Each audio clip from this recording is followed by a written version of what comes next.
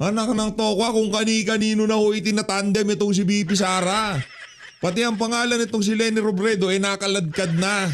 Pambihira, yarin lamang kung kani-kanino ho natin itinatandem, ipinapares itong si BP. Bakit hindi ho natin pag-usapan yung mga individual na mayroong prinsipyo at paninindigan? Kagaya na lamang ho ng ilan sa mga senador na nakaupo ngayon. At yung ibang hindi pinalad na mga Duterte candidate noong nagdaang 2025 midterm election. Isang napakagandang halimbawa ho dyan. Pag-uusapan ng mga banateros mamaya dyan sa kanilang programa na Vox Populi. Sang-ayon ho tayo dyan sa kanilang suggestion na yan.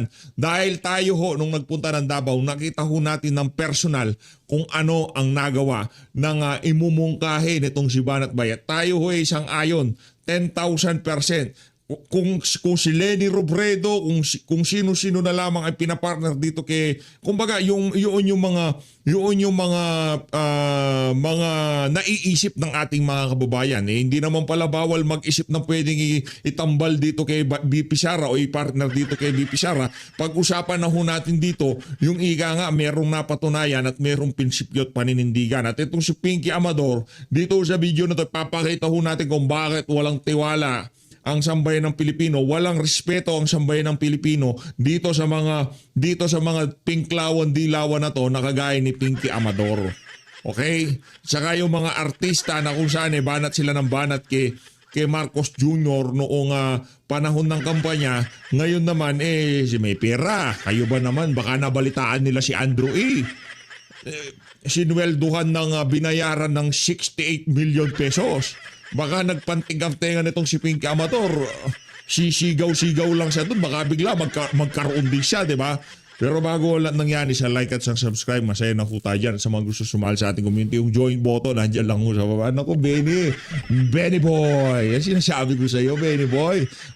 Pangatlong video ko na sa iyo to ngayong araw. Pambihira. Umaga pa lang ikaw na content ko. Gabi na ikaw pa rin content ko. Iba ka, Brad. Iba ka. Meron ka sa pusa. Dito muna tayo kay Pinky Amador. Bago natin panoorin yung pagbalagbag nitong si attorney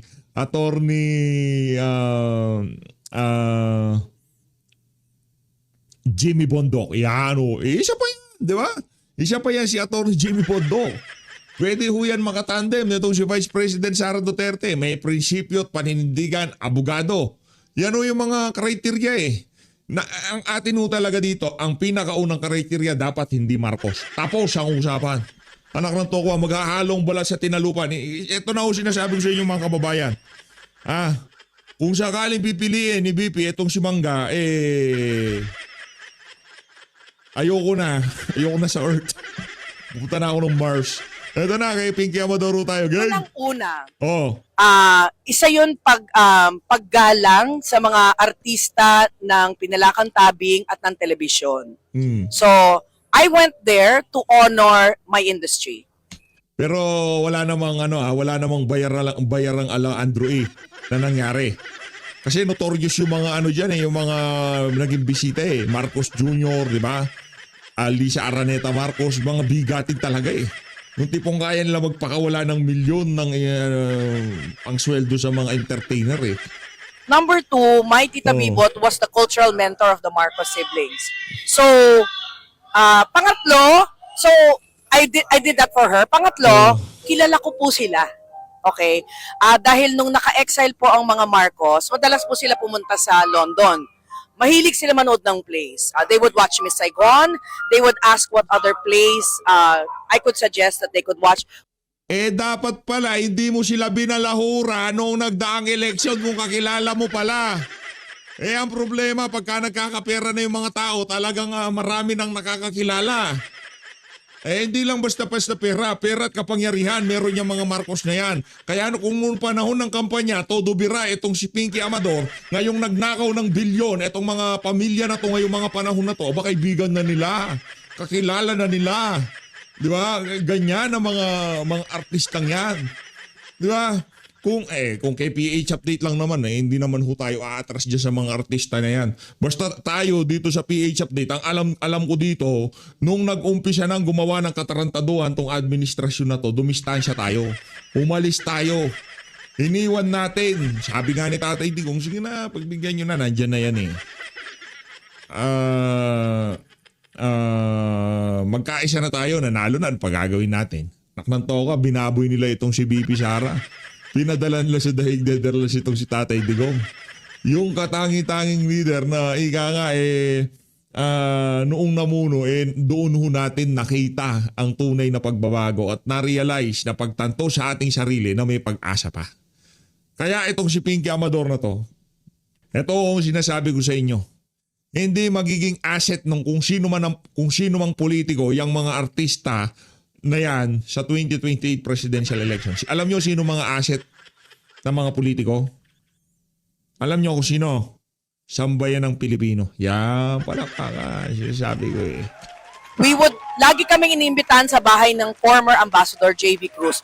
Doon po kami nagkikita-kita, nasa isang table sila, nasa isang table kami.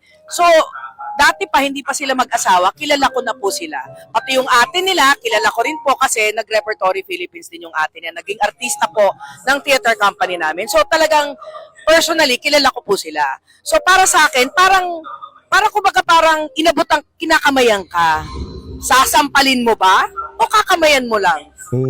Baka pag habang kinakamayan ka, anak ng toko, merong nakapaipit na 68 million pesos, talaga namang hindi lang kamay, pati paa, ibibigay ng mga walang yung ano na yan, diba? Hindi naman natin sinasabing sasampalin mo. Hindi naman natin sinasabing bastusin mo. Alam mo nang kasama sila sa mga panauhing, di ba? Diyan sa programa na yan. At binira-bira mo sila nung panahon ng election tapos kakanta-kantahan mo sila. Magmumukha ka si Raulo dyan, madam. Magmumukha kang tanga dyan. Di ba? Just because kinamayan mo, doesn't mean I'm giving up my political belief. Hindi. Si PH Update, kakamayan niya tong si Marcos Jr. Pambihira. Ni anino ng mama na yan, ayaw nating makita. Yan si Marcos Jr. Ni anino ng mama na yan, ayaw nating makita. Kung si BP Sara, anak ng toko, kahit sa Davao pa, kung sabihin niya, pwede natin siya makadaupang palad, kahit sa Davao pa, pupunta ko tayo. Ngayon si Marcos Jr. kahit dun sa kapitbahay ko na lang nandun siya, nagpakita siya dun. Baka silipin, di ko masisilipin yung walang yung Marcos Jr. na yan. Ikaw binabanat-banatan mo tapos noong inimbitahan ka, mabilis pa sa alas 4. Baka nabalitaan nito, maraming diniliver si Shaldi ko dyan sa Forbes Park. Maraming mali-malitang idiniliver kay Marcos Jr. Kaya hindi magkanda o gaga yung mga artist na makipagkita sa mga magnanakaw sa Malacanang. Kasi dapat maging mature na tayo, di ba? Hindi porket nag-attend ka ng isang party. Yan ang sinasabi ko Nung panahon ng kampanya, estate tax, bangag, ngayon, magpaka-mature tayo. Gusto mo magpaka-mature tayo ngayon? Langya ka, magpasori ka muna doon sa mga dinuro-duro mo nung araw. Di ba? Yung mga official ba yun ng kondo, yung dinuro-duro mo, pasori ka muna. Dami mo kalma. Kinalimutan ko na yung pagkakampingki ko. Hindi ganun. Maging mature tayo. You can do both. Pwede mo pa rin ipaglaban at pwede ka pa rin magbigay galang sa industriya mo, magbigay respeto. Wala tayong magagawa. Siya talaga presidente. Wala tayong magagawa, di ba? So kung may magagawa tayo. Huwag mo sabihin wala tayong magagawa. Yan ang mentalidad ng mentalidad ng mga walang prinsipyo at paninindigan. May magagawa tayo. Ano magagawa natin? Ipakita natin na kung ano man ang trabaho natin, ipakita natin sa bangag na presidente, hindi tayo natutuwa sa mga pinaggagawa niya para kantahan ko pa yung bangag na yan, para puntahan ko pa yan, para bisitahan ko pa yan. Anak ng toko, wag na lang. Pero kayo, dahil nga, pambihira, di ba? Andrew 68 million nag-perform. Wow! bigyan niya kami ng pansin. At saka, ang mga nandun nung gabing yon, okay, bibigyan ko kayo ng pangalan, kayo na humusga. Boots Anson Roa, Edu Manzano, Cherry Pie Picache, Nikki Valdez, Bella Padilla, Maris Racal, hindi pa sila, Mamang Pokwang, hindi ko ba sila kasama ng kampanya? Nandun din sila. Hindi ba sila gumawa ng mga video? Gumawa sila. Pero nandun sila para suportahan ang industriya. So, sorry na lang, inggit pikit. Unang Ingit-pigit. Walang naiingit sa'yo, anak ng toko. Kung yan na lang mama na yan na bangag, hindi natin malaman kung anong ginawa ka niya, yan na lang makakadaupang palad ko, anak ng toko. Wag na lang. Forget. Pero kayo, dahil nga naman kaya magbayad ng 68 million yung si Marcos Jr., inggit pikit.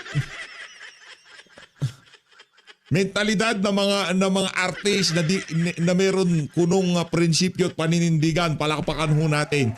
Pinky Amador ang pangalan. O dito na tayo kay Benny Boy. Benny Boy, long time no see. Parang nakita pa lang tayo dun sa huling video natin. Ha? Impeachment ang usapan. Dito babalagbagin ho siya nitong si Attorney Jimmy Bondoc. Panoorin ho natin. Game.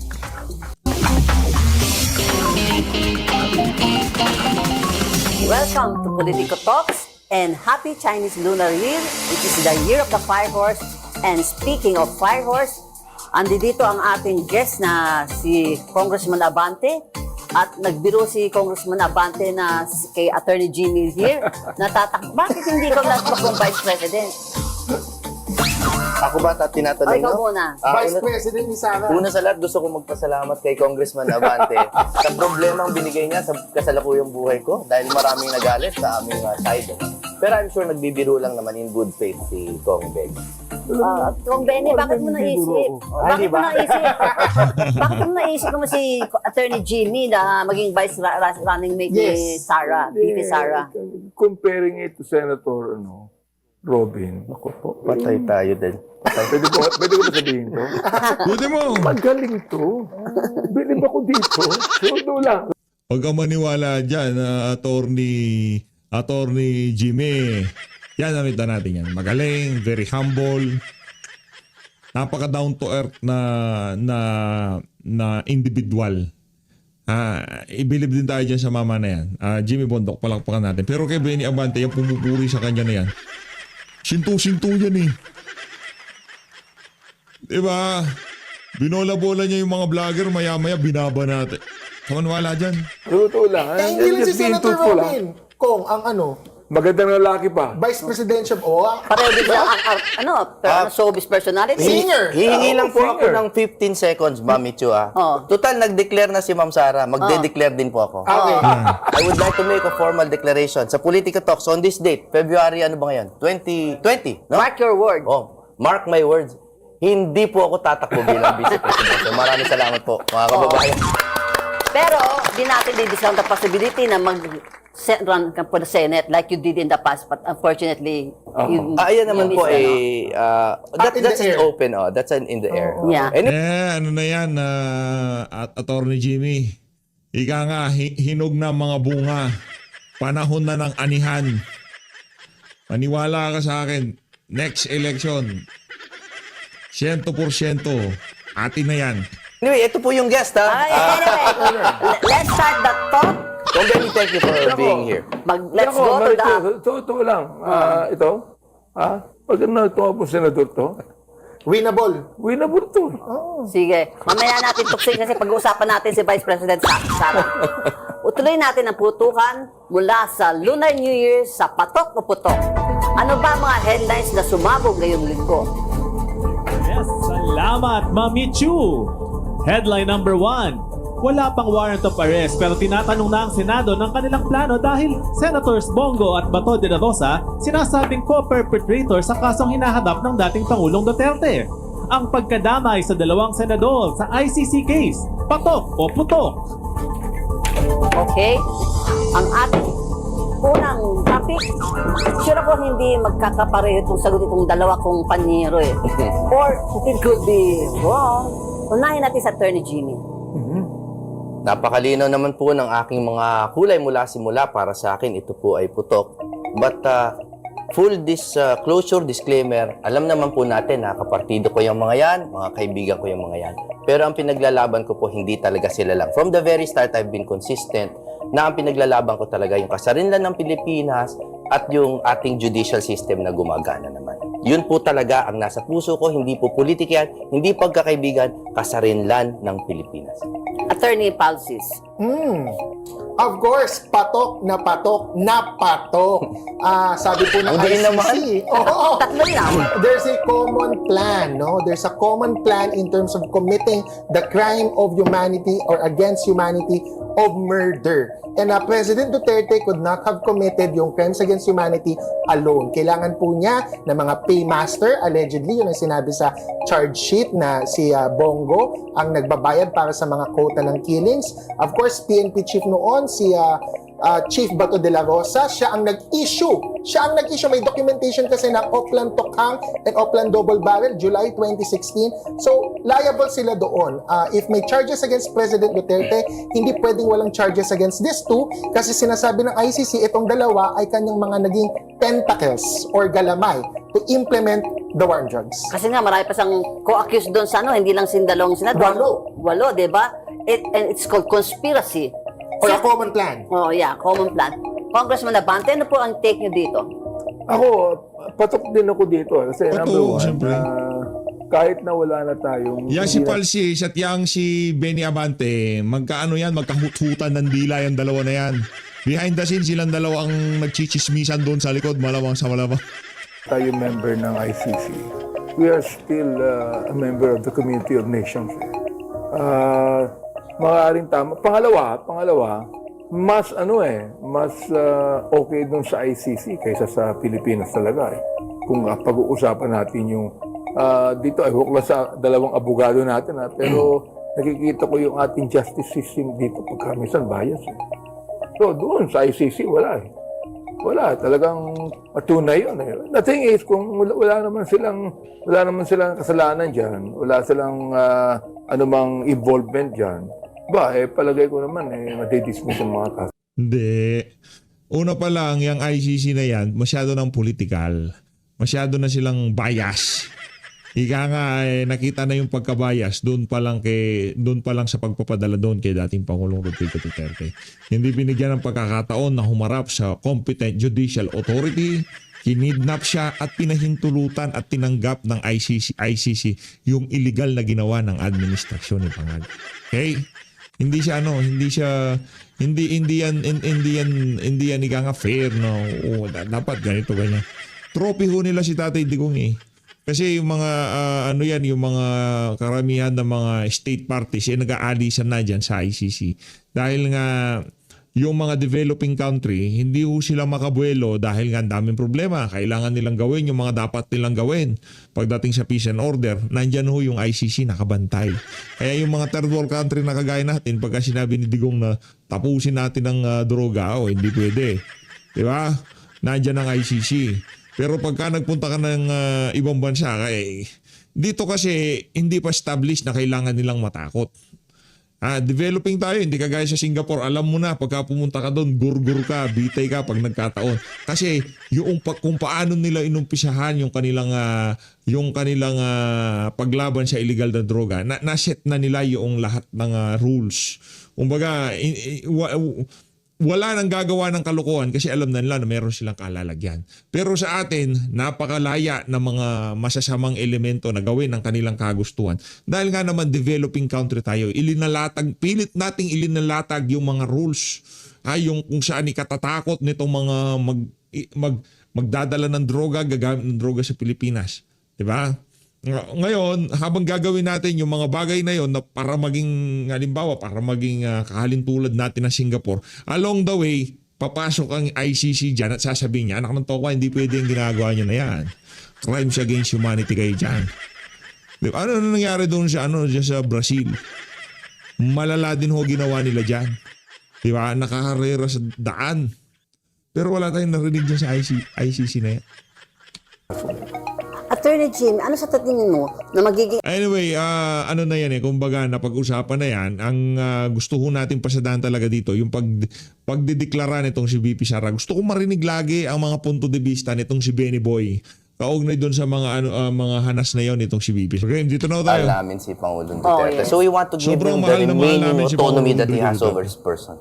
And sabi nga, medyo mahina na nga, di ba? Ang latest words, kaya nga ayaw niya mag-appear dahil nga yung memory na niya, di ba, na may apektuhan na. And do you think this will augur well for his case? Well, it cuts both ways eh. Yung letter niya, it means he knows and he can consent na I don't want to appear, I wish to waive my right. So, ibig sabihin, meron siyang mental faculties to decide. But on the other hand, sinasabi nga niya na I don't want to appear because I'm frail, I'm old. Ang tanong, we cannot verify that for ourselves kasi wala na makakakita I eh. mean, nag-medical Oh, so gusto niyo makita para hiyain itong si dating Pangulong Rodrigo Duterte. Sa ginagawa niyo na yan, palsis. Yeah, dapat sana manalo na yung mga kandidato niyo dahil pagkakataon nyo na para hindi mambalahura, di ba? Nang babalahura pa rin kayo, anong mangyayari sa inyo yan? Di ba? Ito na panahon para iwin nyo si Patya ng mga Duterte supporter kaso nang babalahura pa rin kayo. Anong mangyayari sa inyo yan? Pero sa bagay, paldo ka naman sa amo mo kaya okay na yan, di ba? Di ba kayo nagkikita ni Benny Abante pagka nagpupunta ka ng House of Representatives? Nagtatanong lang.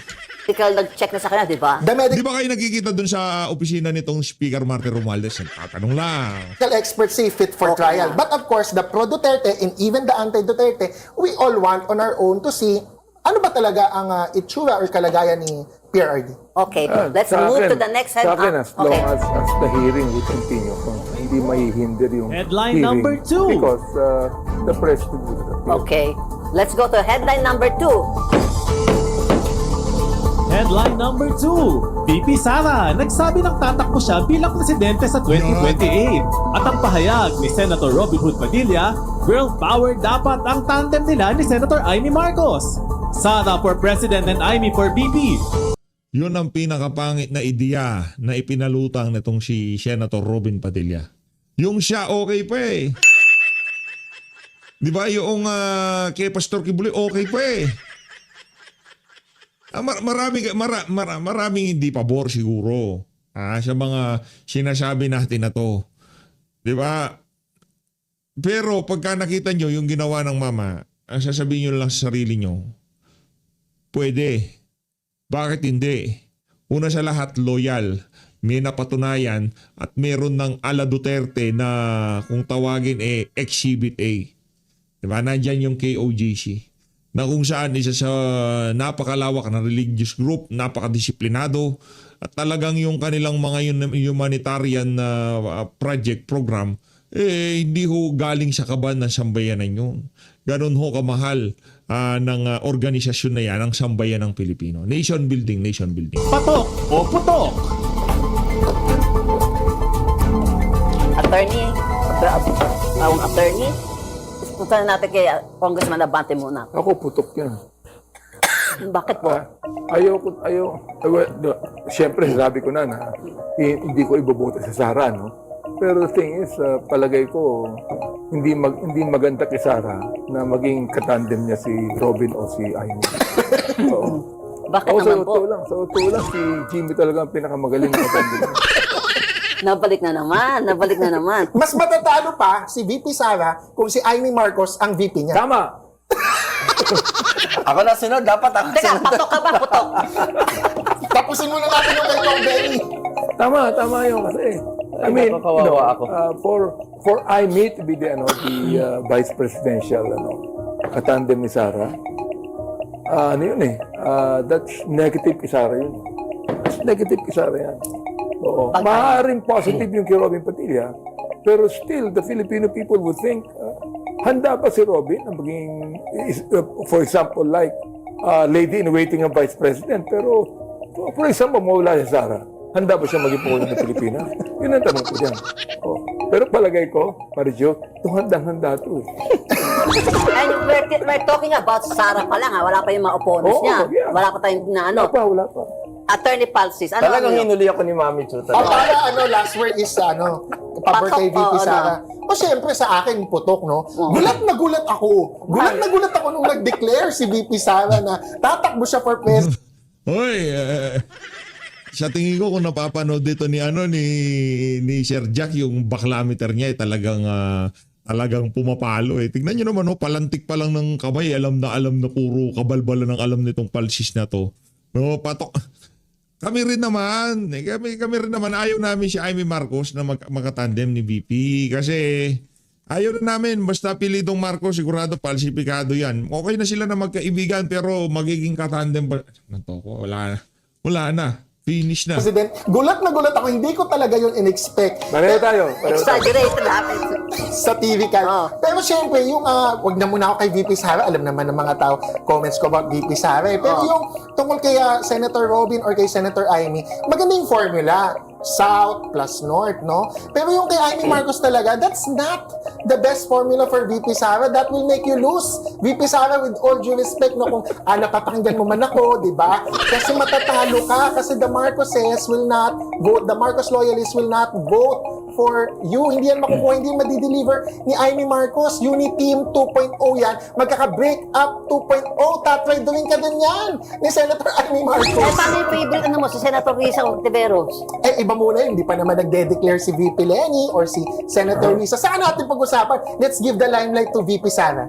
Okay. Ikaw, Attorney Jimmy, patok o putok? Ako, bibigyan kayo ng mainit-init na opinion. Oh. Ako, ganyan ako. Wow! Ganyan. Okay. Which means I am not complete. Neutral Neutral ka. ako. Oh. Why?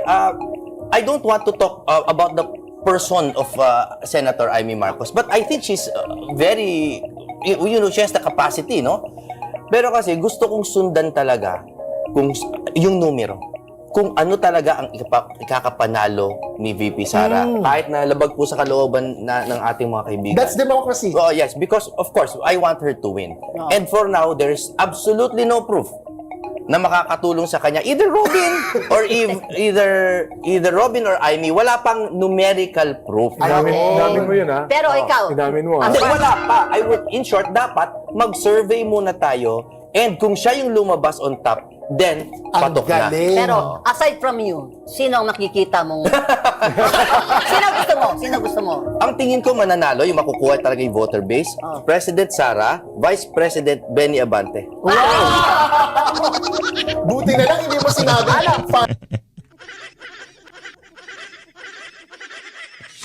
Gigi na nun. Good night everybody. Pamira, President Sara, Benny Abante, ano yun? Vice President Benny Abante, anak ng tawa, di ka manalo-nalo ng congressman yun eh. Kundi lang, tineknikal yung kalaban, di ba? Falsis. May reparte ka doon? May reparte ka? Pwede ba ikaw na mag-usap kami? Iba broker ko. Yan ang Hindi, totoong unity. linawin ko lang, syempre nagbibiro tayo, but I do want the best for her. So, numbers tayo, wag muna personality. Correct. Madami namang options pero ako, I agree with political analysts and I'm sure si VP Sara knows that her base is Vismin. So, dapat ang kanyang maging VP candidate is someone from NCR, Metro Manila, or the North. So, it's either Senator Marcoleta, Senator Robin, kasi Norte si Senator Robin Hindi lang alam ng karamihan. Pero North, ang medyo North din ang base niya. Bicolano siya. Senator Amy Marcos, North, pero yun nga, mas questionable. So, right now, it's either Senator Marcoleta or Senator Robin. Ito ang good news ko kay Attorney Jimmy. Nagsalita na si Senator Robin Hood Padilla na he's willing to run as VP of VP Sara Kung sasabihin sa kanya ni Pangulong Rodrigo Duterte to run. So, merong suspensive condition. Hindi, ang sa akin lang naman, no, kung ano ang ikakapanalo ni Sara, number one. Pangalawa, yung hindi siya tetradorin. Loyalty, yung sinasabi mo. Loyalty. Because loyalty is the strongest, the most powerful currency of politics, sa totoo lang, right now, no? So you don't think Amy will be loyal to her? Ay, hindi naman. Teka lang, ako ba yung guest? Anong yun sa atin si Congressman Abante? No, I love these people and I think they're all loyal naman. Pero si Robin has proven the most loyal. sa akin, if Robin Padilla, ano yan, huwag niyong paniwalaan niya si Benny Abante na hindi ano yang si Senator Robin Padilla, hindi viable tandem ni VP Sara. Isa ho siya sa pinaka-loyal na Duterte supporter. sunugin mo daw siya, ang usok ay mga hangamoy Duterte. Ganon kaloyal ito si Senator Robin Padilla. No, kaya wala namang ano ho yan, wala namang sa hulog yan si Benny Abante na yan. Kung ano man sabihin niya, wala namang kapararakan ng mga kabalbalang lumalabas sa bungangan. Kaya di ko alam yung mga kongregasyon niya kung meron pang nakikinig yan pag naninermon yan eh. Di ba? Binobola lang ho kayo niyan. Di ba? Kakuntsaba ho niyang Benny Abante na yan, yung mga magnanakaw dyan sa House of Representatives. Kaibigan niya, yung dinideliveran di umano ng pera ni Zaldico na si Martin Romualdez, yan ang amo niya. Di ba? Tapos magsasalita siya sa kongregasyon niya ng kung ano-anong kabalbalan. Anak ng tawa. Kung ako sa inyo, mag-isip-isip na kayo kung isa kayo sa mga napasama nitong mga... Amy Marcos can go against her own brother. Yeah.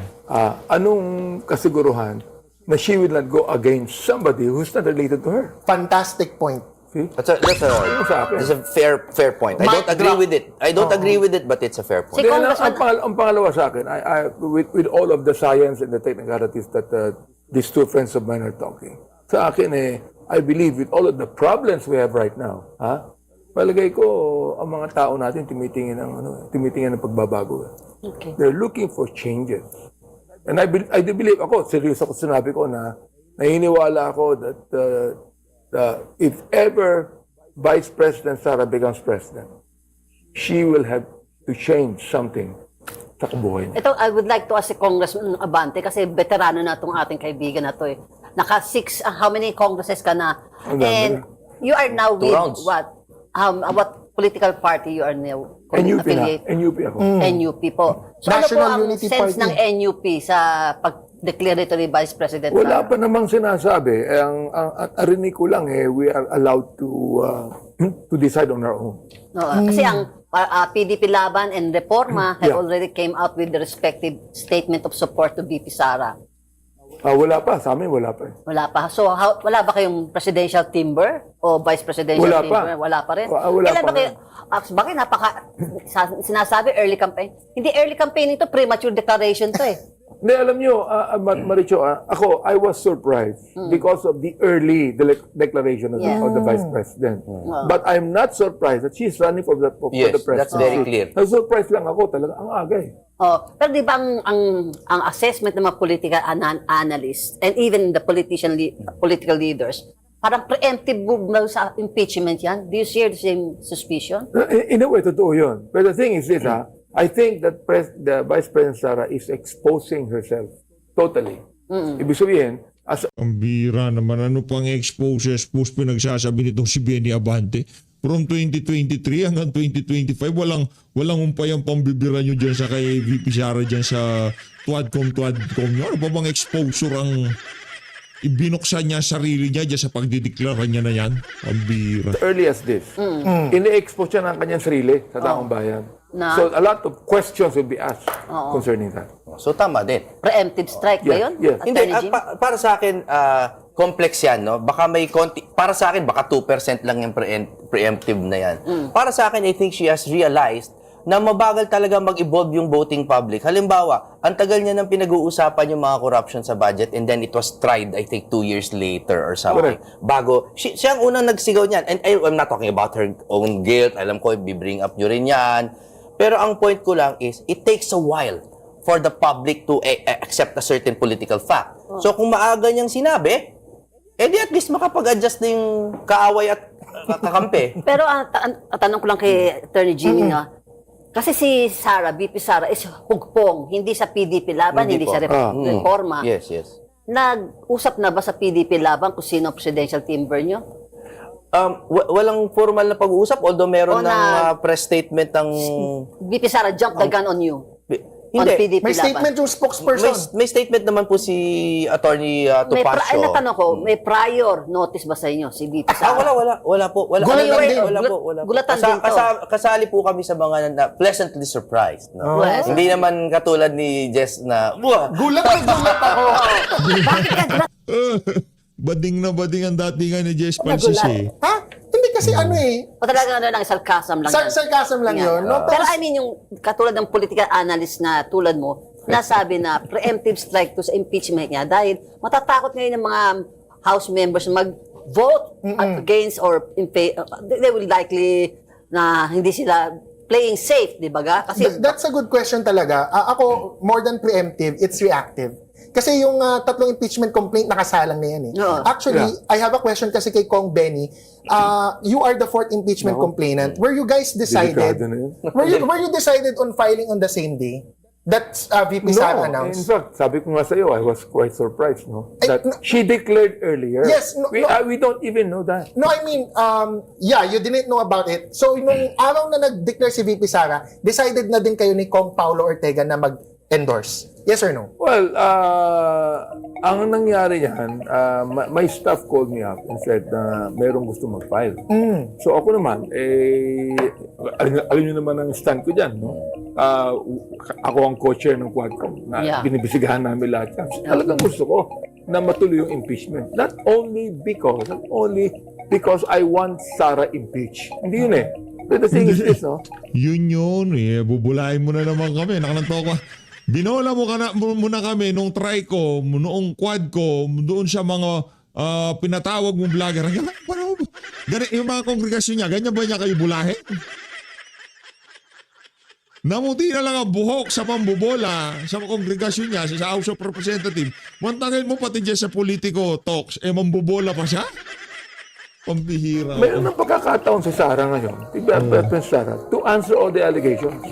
Because in the past, no, ako ang vice chair ng good government sa TRICOM, in the past, she refused to take an oath. And she refused to answer all allegations. Kanino siya mag-oath? Doon sa tauhan ng mga dinidelibera ng bilyon-bilyon sa Force Park. Kanino siya mag-oath? Doon sa congressman. Doon sa tauhan noong congressman na di umano pinaghati-hatian ng budget ng Department of Education at gusto mag-insert ng 5 billion at sila lang ang may control. Mag-o-oath siya dun sa mga tao na yon. Dapat lang talagang hindi siya nag-oath. Ano to?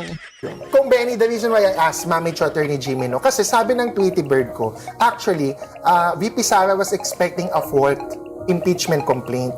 So she was reacting to the 3 complaints, expecting a House Committee on Justice trial already. But it was also preemptive to preempt the narrative dito sa 4th complainants because with all due respect to Kong Benny, no, Babaya mo na explain niya kasi may isa pa tayong issue. the same topic. Basta reactive ang kanyang declaration. Okay, let's go to the next headline. Okay, baka sabihin meron tayong kinikilingan. Kaya balita tungkol sa oposisyon naman tayo. Hindi tayo sure kung reaction ba ito pero ayon kay Senator Risa Ontiveros, pinag-uusapan na ang United Opposition at bahagi ng paghahanda ang dating VP Leni Robredo. Ang tanong, ang United Opposition ng Pilipinas, patok ba o putok? May disclaimer muna ako kasi naka-green kami mostly, no? Ako din. Baka sabihin nila na meron tayong political statement. Nagkataon lang po kasi sabi ko nga, brilliant minds run parallel, di ba? Anyways, ano masasabi mo? Putok o patok? Kay Attorney Palsis muna tayo. Well, United Opposition, syempre sa akin putok, no? United Opposition in the sense na it is opposed to both VP Sara and to PBBM. Teka lang. Hindi, mali ang definition mo ng opposition. Ang opposition, ino-oppose siya yung administration.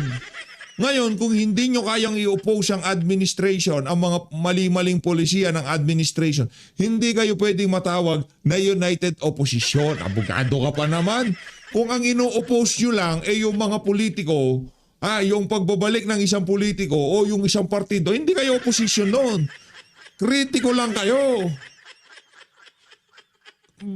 Bakit hindi sila pwedeng pwedeng tawaging United Opposition? Anak ng toka, trilyon ng ninakaw, tahimik pa rin ho sila. Hindi ho nila call out itong si Martin Romualdez, especially si Palsis. Di ba kayo nakikita niyang si Benny Abante sa opisina ni Martin Romualdez? Hindi, nagtatanong lang naman ako kung sakaling bumibisita ka ba? Di ba kayo nakikita? Subukan mo ba natin si Martin Romualdez, tingnan natin kung talaga matapang ka. Patok o putok? Patok. Patok. Sorry, Sabi ano ba mo sinabi kasi ko? putok eh. Sorry, patok. Patok na patok. But United Opposition against both VP Sara and... Putok? Yan. Bibig niya si Palsis, muntik na pinaputok nitong si Chris. Iyak-iyak yan nun eh. the Marcoses, no? Sa akin, strategically, the Marcoses can support the united opposition. But the united opposition, you just field whoever you want to field. Kung gusto kong supportan ng mga Marcoses to defeat VP Sara, that will be their choice. But in terms of principles, in terms of platform, the opposition, when it unites, must not just be against VP Sara. It is for good governance, it is against corruption, it is against flood control, it is against confidential funds. Senator Risa, Senator Bam, or VP Lenny man yan, tama yan, mag-usap-usap sila, mag-unite. Otherwise, you know, with all due respect talaga to VP Sara, talagang mahirap siya tibagin. Right now, VP Sara is Ang still taas ang rating niya, di ba? the candidate to beat. But if the united opposition Wala ngang united opposition. Puro kabaklaan talaga nasa utak nila. Ayusin, walang united opposition, Brad. Alam mo, sino opposition kami? Kami ang opposition. Kayo, hindi kayo opposition. Kayo'y kasangkapan ng administrasyon para ibahin ang naratibo. Ibahin ang usapan, iligaw ang usapan. Hindi kayo united opposition. Paano kayo united opposition? Nakasuot ng pink na medyas si Marcos Jr. Hoy! makes one candidate and BBM reluctantly has to support it just to beat VP Sara, there's a way to win. Okay, Attorney Jimmy, putok o patok? Ako, bibigyan ko kayo ng controversial na opinion. Para sa akin, patok yan. Wow. Okay. Oh, and the reason is this. That's part of their political freedom to side with whomever they want. People change their minds on many things, no? Ang akin lang, this exposes a few things. No? Number one, pasensya na sa pansarili to, this means na kami talagang totoong oposisyon. Kami yung totoong oposisyon, hindi sila. Hindi, totoo lang po. Kasi kami, Hindi sila. Sino yung pumindot ng effects na yon? Babatukan ko ng malakas para matanggal yung bubunan. Parang nagiging violente ata ng konti. Hindi! Kami ang tunay na opposition dito. Atty. Jimmy, banatan mo yung mga yan. Mga tauhan ni Martin Romualdez, lahat ng kausap mo na yan. Kami, what do you mean ba kami? PDP laban? PDP and sabi mo ng Duterte aligned politicians and supporters.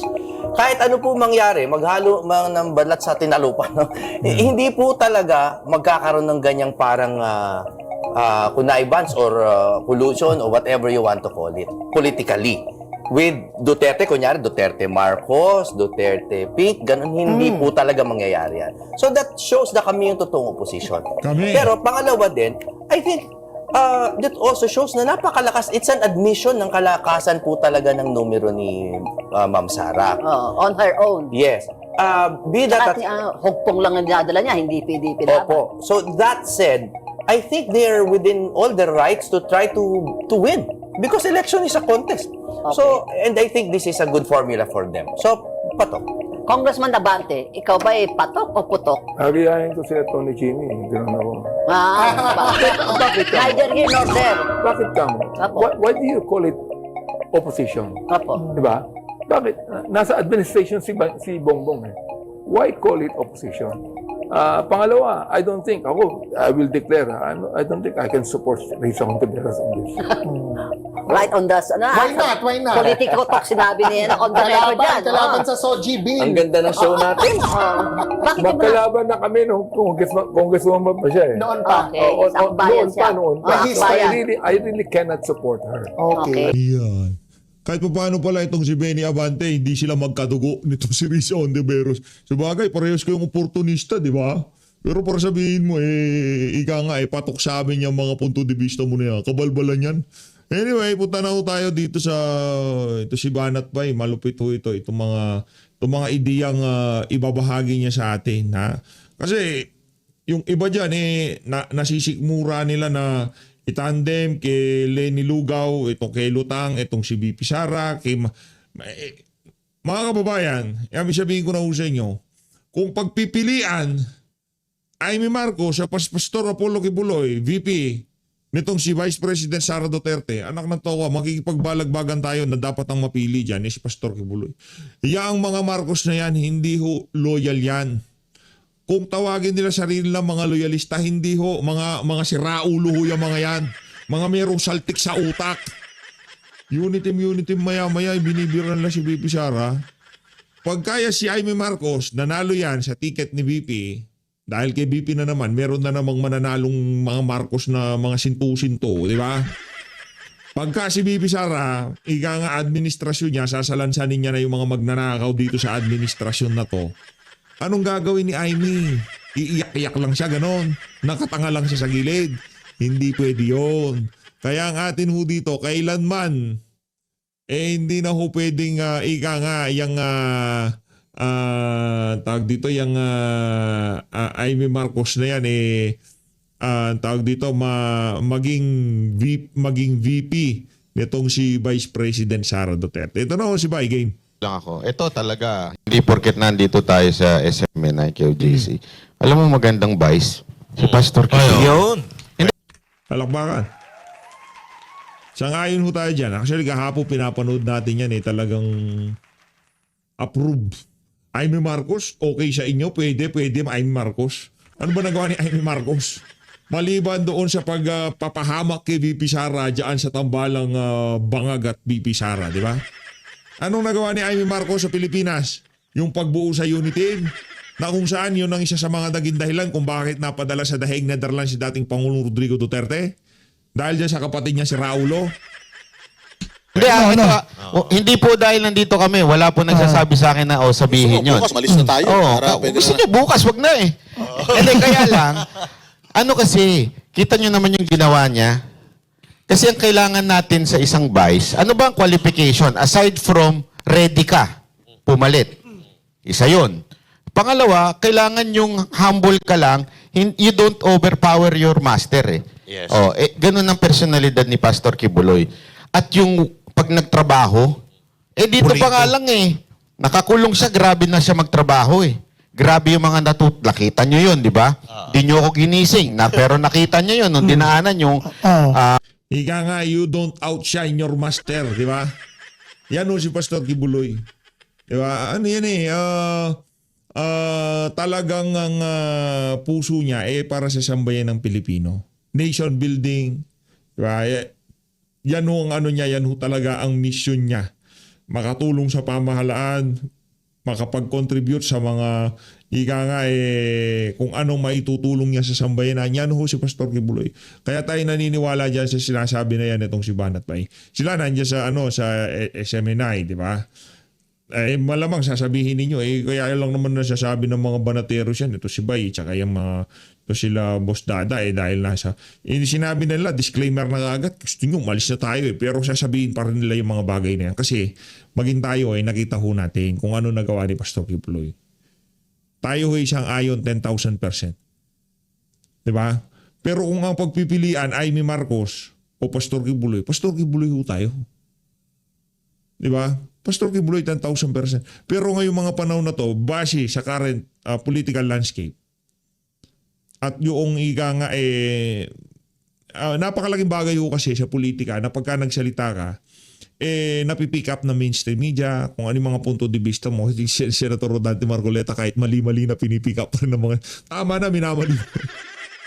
Kaya para sa atin, isa sa pinakamagandang kandidato talaga, siyempre yung sitting senator o merong posisyon sa pamahalaan. Kumbaga nagpapaka-practical lang ho ako dito. Pero kung itatandem, itong si VP Sara, kay Jaime Marcos, o di naman ho kaya kay Leni Robredo, kay Pastor Kibuloy na ho ako. At least yun, sigurado ko, hindi niya ipagdadasal na merong mangyaring masama kay Vice President Sara Duterte. Gabi-gabi, ang dalangin ni Pastor Kibuloy, magkaroon ng mabuting kalusugan at gabayan ng Diyos na may likha ang pamumuno ni VP Sara. Di ba? Yun.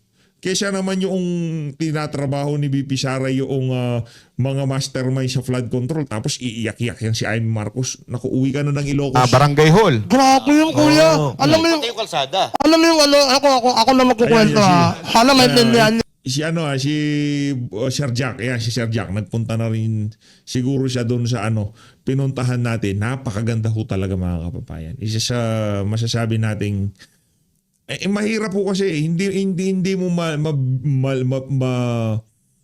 ika nga ma-justify o hindi mo mabibigyan ng hustisya yung lugar na nakita natin dyan sa lugar ni Pastor Kibuloy kung ilisasalarawan lang natin siya sa pamamagitan ng salita. Walang karampatang larawan o video ang makakapagbigay ng hustisya doon sa mga ginawa niya, doon sa lugar na yon. Mas mainam na makita niyo ho ng personal. Napakaganda. Totoo, napakaganda ho mga kababayan. Nasa partner ka na. Ano linuro mo sa akin?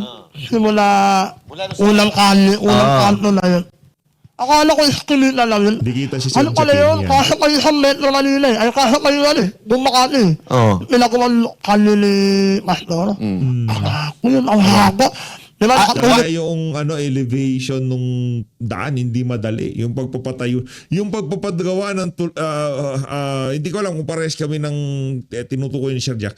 Yung pagpapagawa ng daan sa patag na lugar, iba doon sa pagpapagawa ng daan doon sa elevated na lugar. Yung ika nga paakyat, iba ho yun. Mas mahirap yun. Pinagawa ni Pastor Kibuloy na yung mga dadaan doon hindi miyembro ng KOGC. Walang pera ng pamahalaan, walang involved na contractor, walang involved na DPWH fund. Ganon katindi ho mga. Ano yung mas mahaba? Yun o yung EDSA? Mas nakaka yun. Mas mahaba yun. Oo. Ang bilis lang ginawa nun. Alam mo ba? O yung EDSA natin, hanggang ngayon pag ganong-ganong ka, pag nagmumoto, buti ka na Ano, kami mga kuya? disgrasya dun eh. Kaya nga, nakatulog ako ron. Ginising mo ko, nandun pa rin anak na yun. No? Walang talagang tama hapon. Promise, nagulat na ako. Ganda nung kalsada, Ganda, pinabalik-balik na nung driver yun. Kala Ang ganon? Kaya ka nga nakatulog eh. Kakaano ang Nakakatulog ka sa EDSA. Hindi ako nakatulog kun. Kasi, ang init eh. Kasi sasakyan ko wala aircon. Nagkakala na, yung ginagawa ko kanina ni Pastor kun, libre yun ha, ginagawa niya. Ang laki, kasi dalawang truck na magkaharap, na magkakalubong. Kasi na naman nakakapag. Di walang wait, pares kami tinutukoy yung packet ng bundok kasi dinaanan na rin ho natin yun. Yung mga nakatira doon, kumbaga donation lang yun ni Pastor Kibuloy. Doon sa mga dadaan doon sa lugar na yun. Ganun ho katindi. Hindi mga miyembro yun. Hindi sila nagsisimba dahil ilinagay doon. Hindi. Talagang tumulong siya doon sa mga komunidad na yun para yung kamandag, yung sakmal ng mga yung insurgency, di ba? Yung pagre-recruit ng mga makakaliwa. Gustong padaluyin ni Pastor Kibuloy yung komersyo doon sa lugar na yun para yung mga kababayan natin doon na nakatira doon hindi na sumali, ma-recruit din mga kung mahirap po kasi paliwanag si Sir Jack nga hirap na hirap tayo pa bago pa. mahirap na bigyan ng hustisya yung mga nakita niya si Sir Jack sa kwento, pagsasalarawan o sa kung ano pa man. Pag meron kayong kamag-anak na nagawi dun sa lugar na yun, tanongin nyo, totoo ba yan sinasabi na NPH update? Sinasabi ko sa inyo. Kung nagsisinungaling ako, balikan nyo ako mga kababayan. Magpa-public apology ako. Sigurado yan. Mangingi ako ng dispensya. Nasasabihin ko kasi sinungalingan na sinabi ko doon sa tinutukoy na itong mga banateros, doon sa nakita nila, doon sa pinatayo ni Pastor Kibuloy. Kingdom. Ano na to? Kung yung mga pasulir-sulir mga malalaking hotel sa Pilipinas, wala akong sinabi doon. Yung mga city of trip, walang kwenta yan. Ay, nako. Pero ni Pastor, Hindi, hindi niya membro yung mga tao nasa paligid. May mga Pinoint out din pala ni Banat dito. Pinoint out din pala niya. Muslim doon. halo-halo. Ay natin si Banat. Diba? Pinoint out din pala niya. Hindi niya mga miyembro, pero dahil nation building talaga, kahit dyan pa lang sa Davao, yung advokasya niya ay kitang-kita. Respetado sa Davao City yan si Pastor Kibuloy, baka akala nyo. Respetado yung mama na yan. IP doon. IP. Namigay pa ka ng namigay pa ka ng eskwelahan. Nakagawa ka ng eskwelahan, namigay pa ka ng school at barangay. Walang pera ng gobyerno yan. Wala, kami yung pera ni Pastor yun. Kaya sabi mo, tama yung sinabi mo, Kuya Bay, kung ano kayo Hindi, alam niyo ba't ko naisip yan? Kasi sabi niya, ilang years daw? 30 years. Anyway, gusto ho natin na mas marami pa makapanood dyan sa programa na yan ng mga banateros. Vox Populi, no? napakaganda ng programa na yan. Punta ko kayo sa Shine Broadcast. Mag-subscribe ho kayo, panoorin nyo yung kumpletong episode niyan na kung saan talagang tinalakay ho nila yung mga pros and cons ng mga pilit na ikinakabit na pangalan kay VP Sara na maging katandem sa 2028 presidential election. So Luis, maraming salamat ho sa pagsuporta sa PH Update. Mag-ingat ho kayo lahat. Huwag ho kayo magpabudol kay Benny Abante at dito kay Pinky Amador. Malino natin ang Pilipinas.